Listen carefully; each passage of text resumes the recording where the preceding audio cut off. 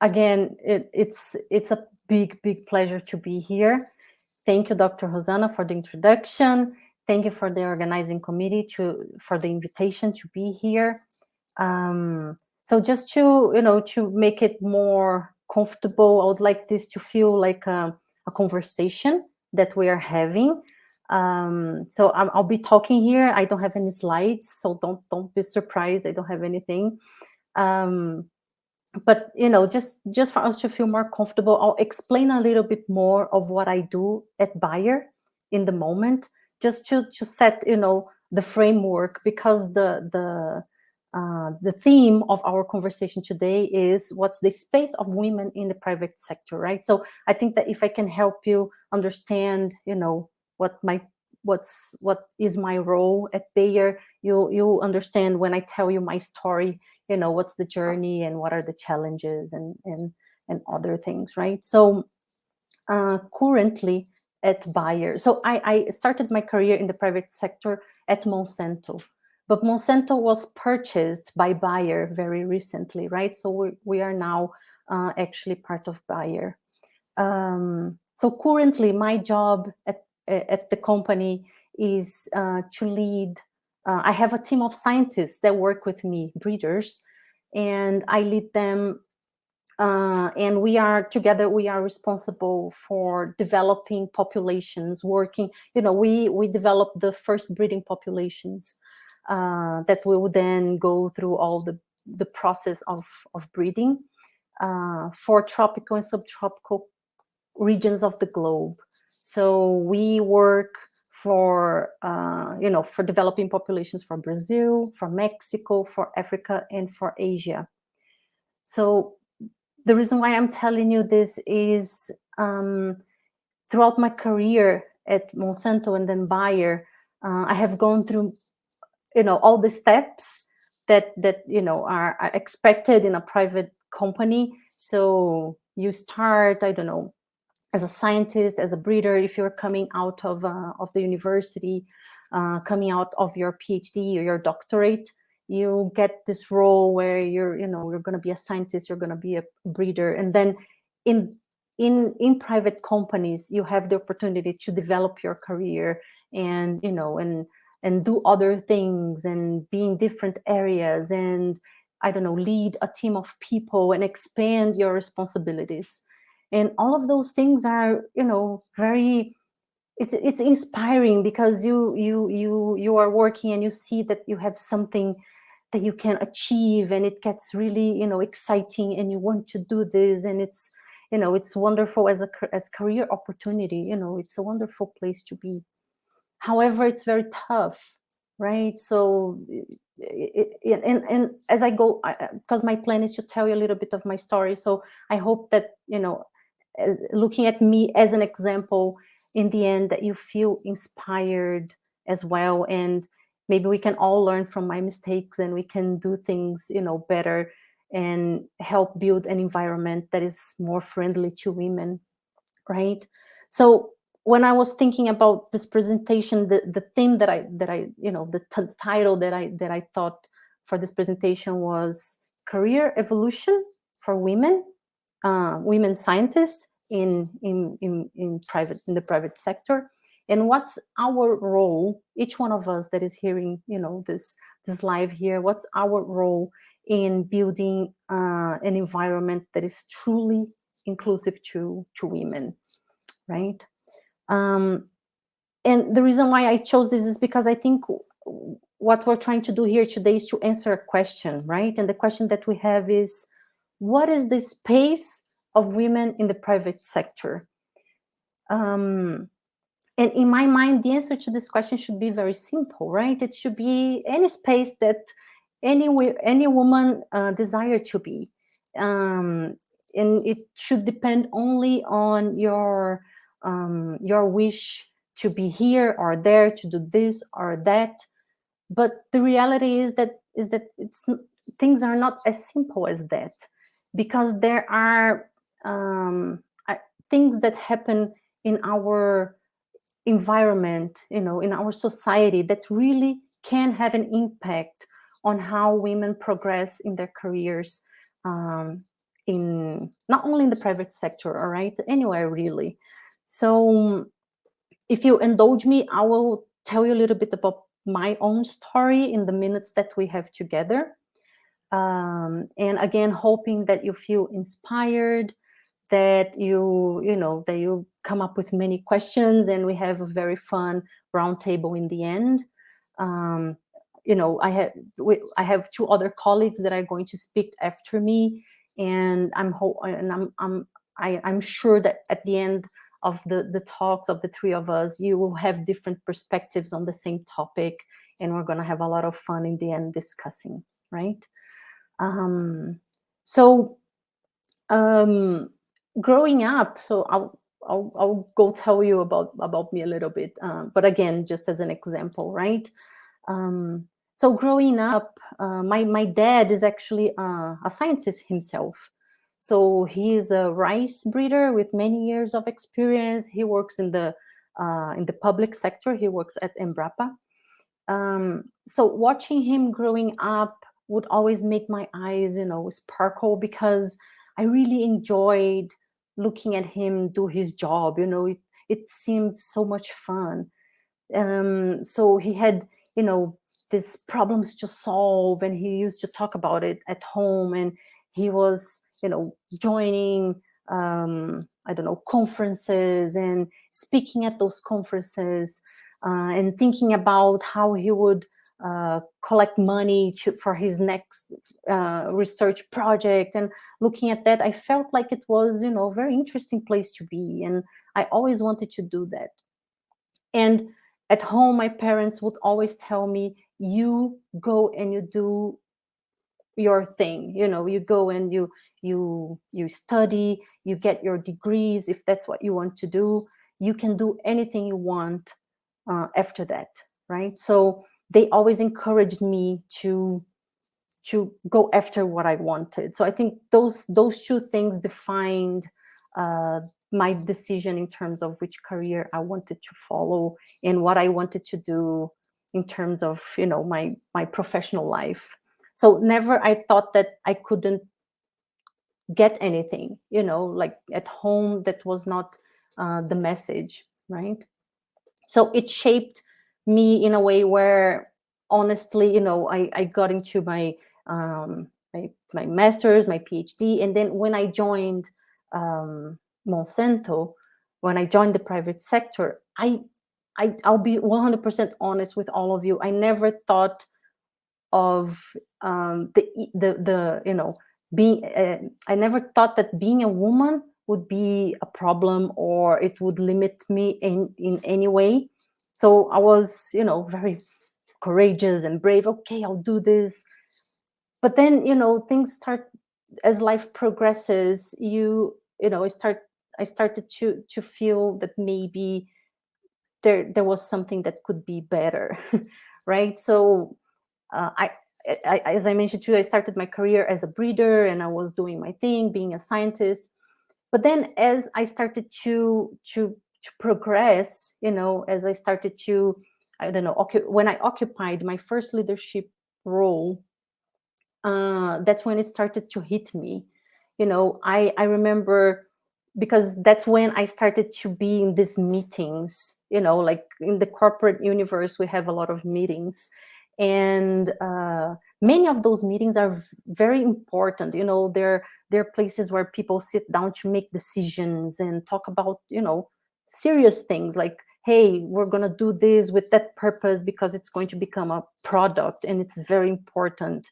And it's going to be, this very important hybrid that is going to be sold, I don't know where. So those type of decisions are made in these meetings, where you find leaders from many areas sitting together and discussing and talking about particular topic.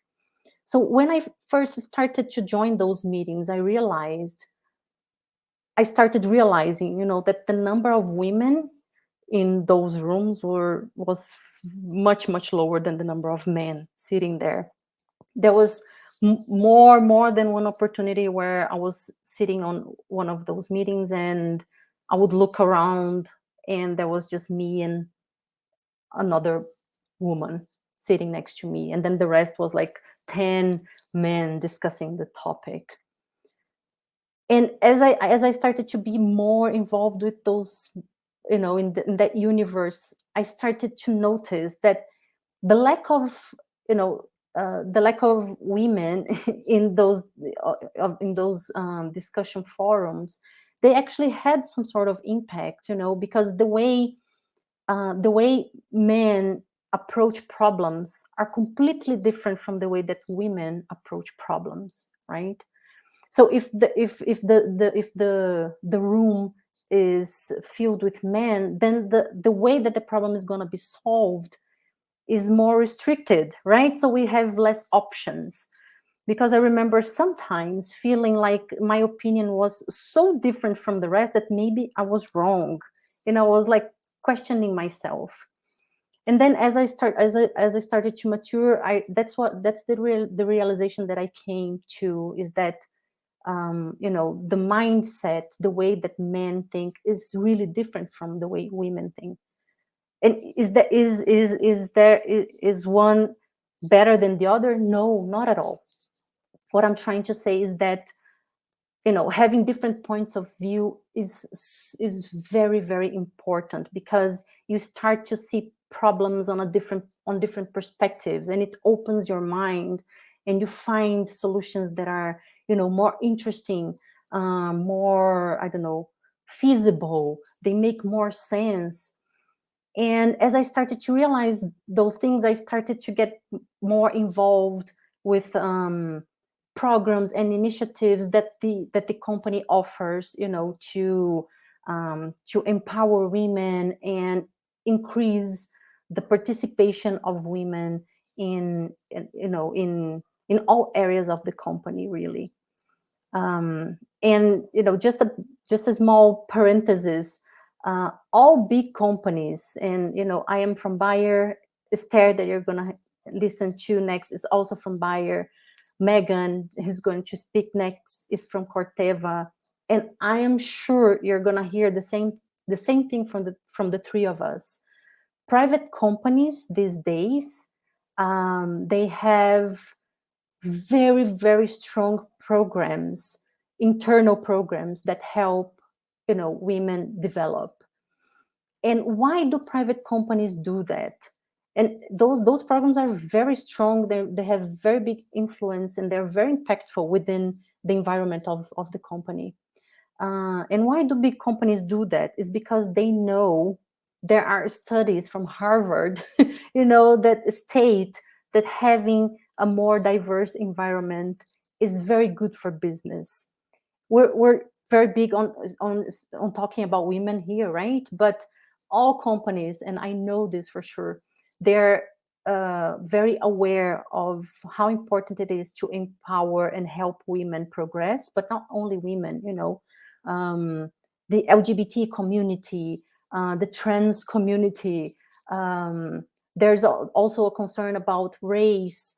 So diversity is stated as being important to help companies grow, because of what I just mentioned. If you have people with different backgrounds that come from a different perspective, they will put that perspective on the table when we're discussing about strategy, when we're thinking about problem solving, and when we're thinking about science, right? So my point is, when I started to see that, I was feeling kind of alone, in the meetings that I was being part of, I started to engage on those programs in the company, and that made me feel, first I learned so much, because when you start connecting with other women that are in similar positions as you are, you can exchange, and you can talk about things like, this is difficult for me because, I don't know, I have kids at home and I cannot travel as much. So in the private sector, the amount of traveling that we do is quite reasonable.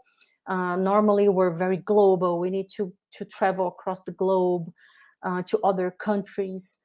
And, I've heard colleagues of mine saying things like, oh, I cannot go to this trip because, I don't have anyone to take care of my child.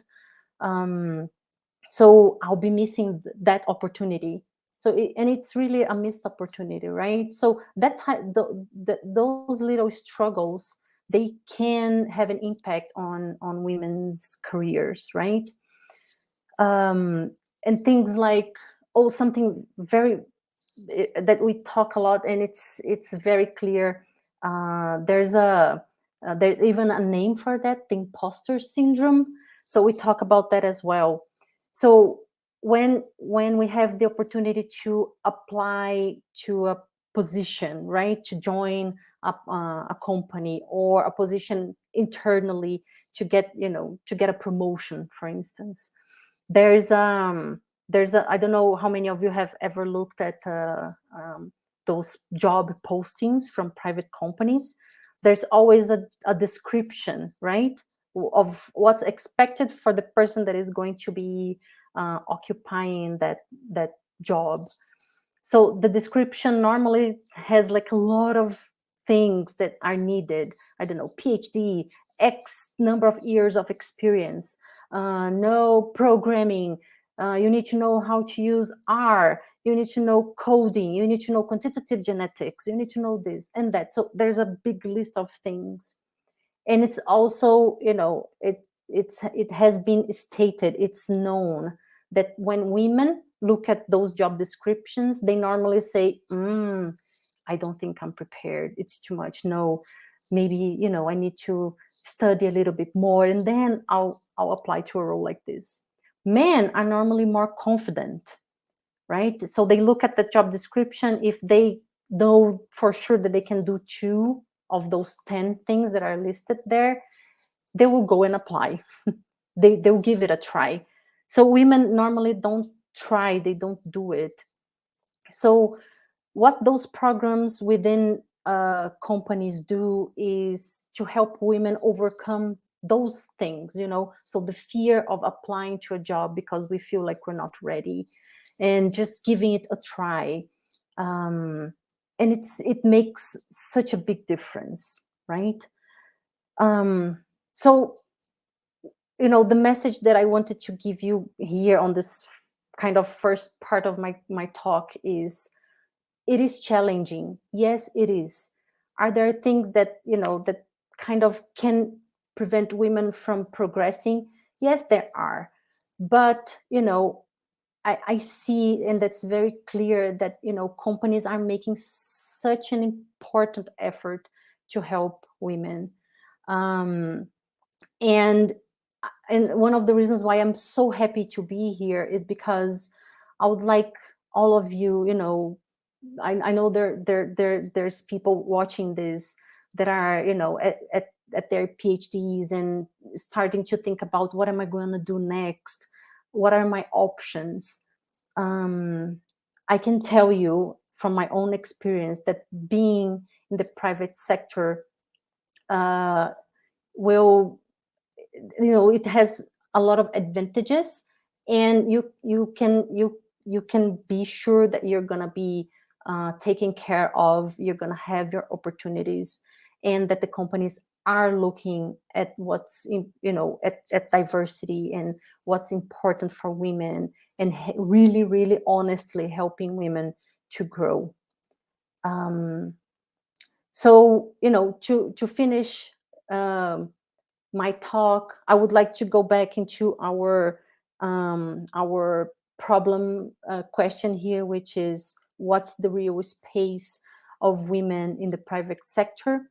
And what I would like to tell you is, challenges, they're there for everyone. So as you progress in your career, being in the private sector or in the public sector, and I know, Professor Rosana, for instance, I know she knows the struggles as well on the public sector. There are struggles anywhere. I think that what's important is that we feel confident that we can overcome those struggles.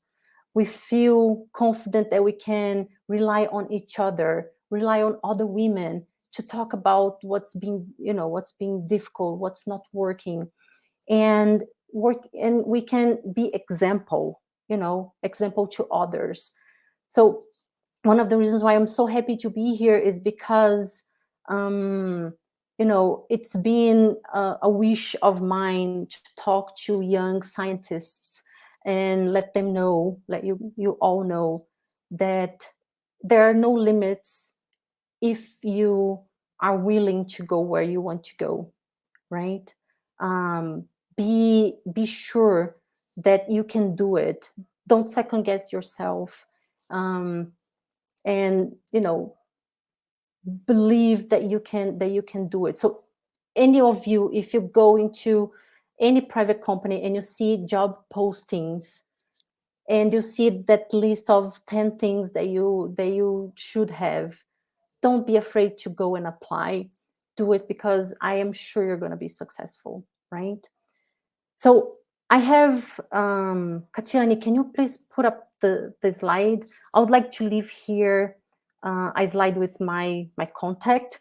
I'm on LinkedIn, so please go ahead and look for me. I'll be more than happy to, to chat, to exchange. We can talk, and I'm always available. So I think I'm almost on time. So.